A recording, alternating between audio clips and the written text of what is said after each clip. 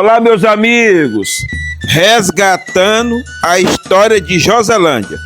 Hoje, meu novo entrevistado é nosso irmão, conhecido como irmão João Sutelo, de 79 anos de idade e ex-morador do povoado Josenópolis.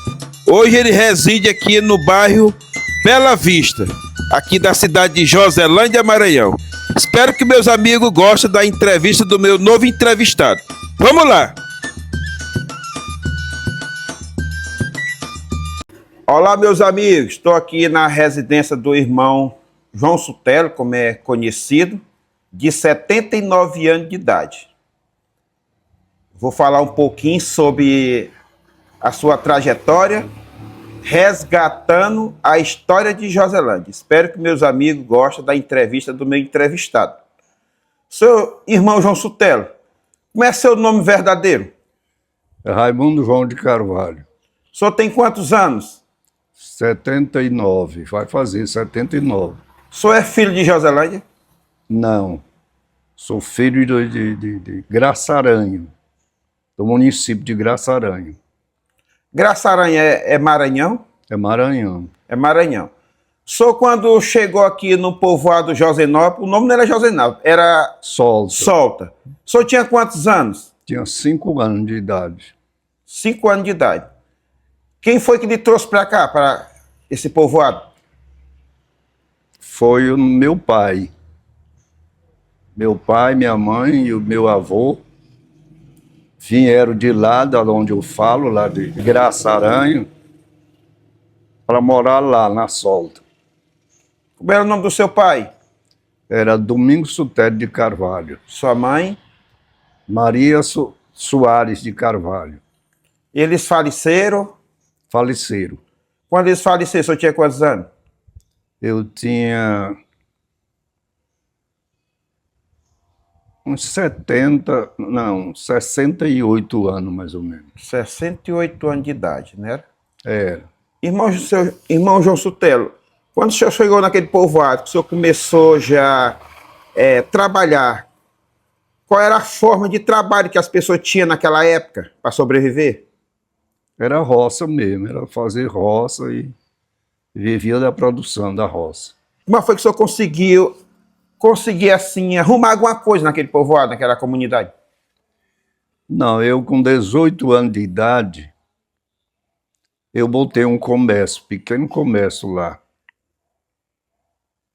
Eu trabalhando, mas o meu pai já tinha comprado um 6 gado, e aí eu resolvi dizer para ele que não queria ficar trabalhando de roça direto, não, queria mudar de profissão. Aí eu tinha uma vocação com comércio, aí botei esse comércio. Isso em 1969, não, 1965. Aí foi aumentando, e aí chegou a um comércio até bom de tamanho. E aí a gente aumentou o gado um pouco, aí nós ficamos vivendo assim desse comércio, eu com a família, porque eu me casei em 69, nós geramos 6 filhos, e criamos lá dentro esses filhos, casaram 5 deles, me deram 15 netos, e os netos que casaram já me deram 17 bisnetos, e eu morando lá. Meu mais velho é o Nemésio, o segundo é Noêmia, o terceiro é o Nerisvan, o quarto é a Nerian, o quinto é a Nairã e o sexto é a Nancy. As estradas naqueles tempos eram estrada de chão. No princípio, era mesmo estrada pedestre. Aí depois fizeram o desmatamento e aí passava carro. Aí a estrada passava, entrava, saía lá da solta, e ela vinha por São Joaquim, passando pelo Alto de Areia. Não era hoje por onde é, ou não era por onde é hoje. E no princípio, antes de tudo, a gente transportava o gênero, era através de animal. A venda a gente fazia para um pessoal que tinha lancha. Nesse tempo tinha lancha no Rio, passava lancha, tinham várias lanchas. Aí a gente trazia o babaçu, trazia o arroz. Eu fiz um depósito na beira do rio para botar esse legume, esse gênero. E a mercadoria eu trazia de pedreira, comprava em pedreira, trazia, botava no depósito, aí ficava. Eu tinha 6 burros na época, quer dizer, cheguei a comprar 6 burros e fazia esse transporte do gênero e da mercadoria para o povoado. Aí era assim que nós fazíamos o movimento do comércio. Quem era o prefeito da cidade? Ou não era ainda cidade? Sim, quando a Joselândia passou a cidade, foi desmembrada, foi em 1961. Aí nessa época eu tinha 16 anos. Eu me casei com 21 anos. Quer dizer, nesse tempo ainda nem o comércio eu tinha ainda. Depois foi que eu voltei o comércio, que eu já fui com 18 anos, que eu voltei o comércio.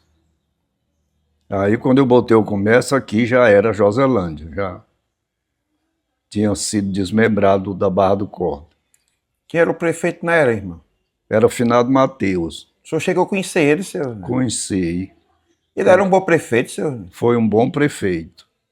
O senhor pode falar assim um pouquinho sobre a figura desse cidadão? Ele era moreno, era forte, assim, não era muito gordo, mas não era magro.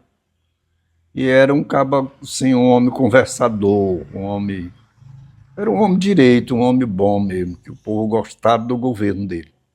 O senhor falou um pouco sobre o ex-prefeito, finado Mateus, e quando ele faleceu, o senhor estava no seu povoado, soube da notícia?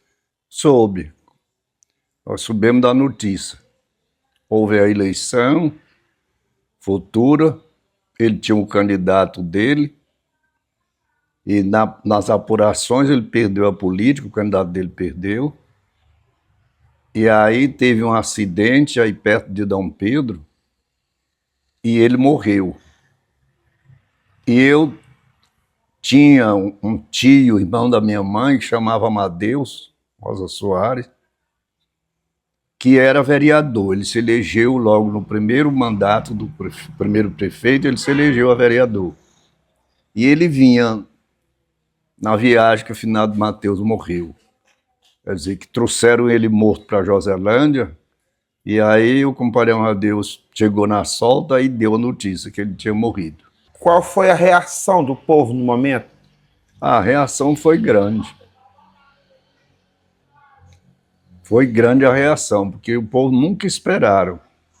Porque uma morte assim é uma morte que ninguém espera mesmo, não. A pessoa não adoeceu, não estava doente, e aí aconteceu esse acidente lá, o carro virou, e só ele morreu. Irmão, ele era um homem de idade?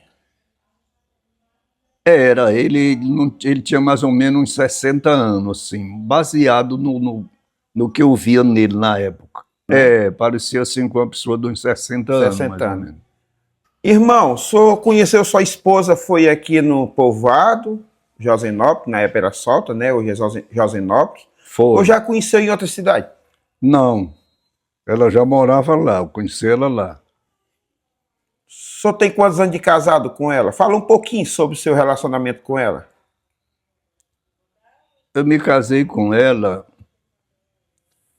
em outubro de 1969. Não, de 1968.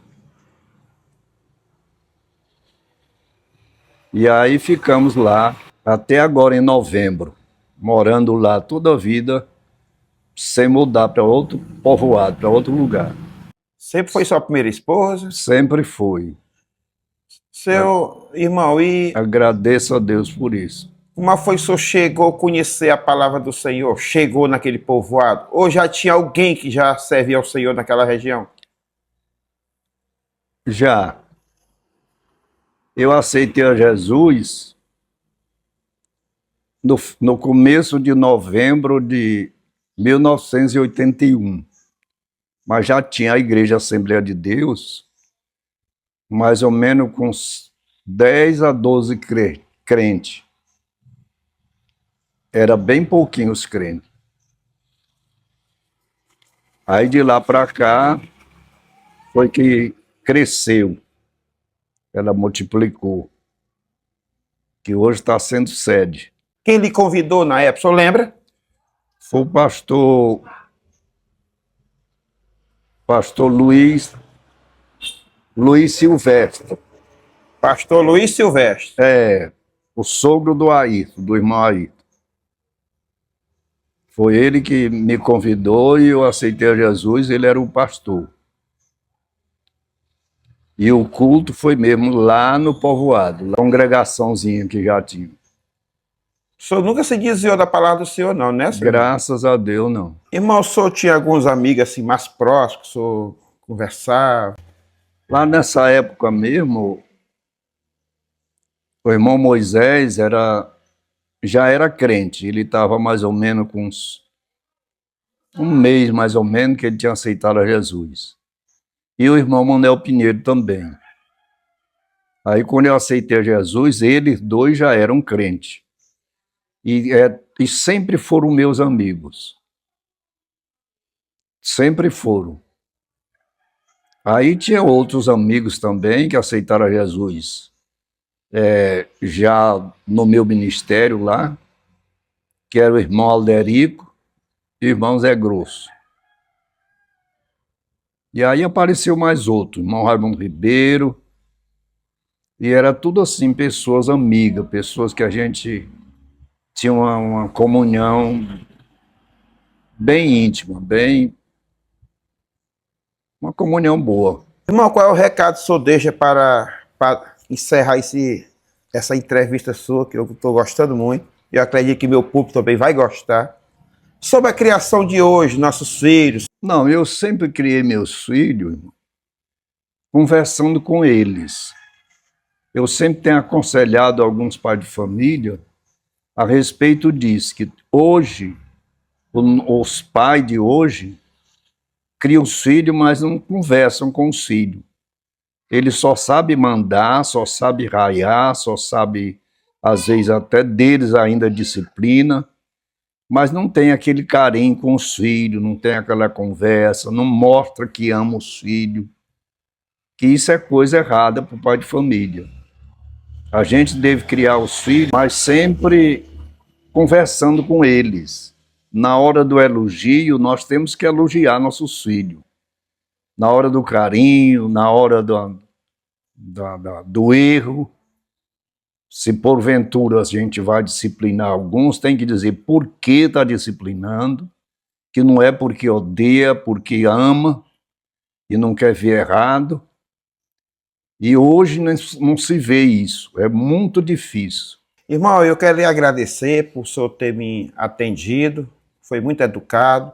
Espero que meus amigos possam gostar da sua entrevista. E quero agradecer ao senhor pelo carinho, respeito e ter me recebido na sua humilde casa com todo carinho e respeito. Só tenho a agradecer ao senhor. Muito obrigado. Nada.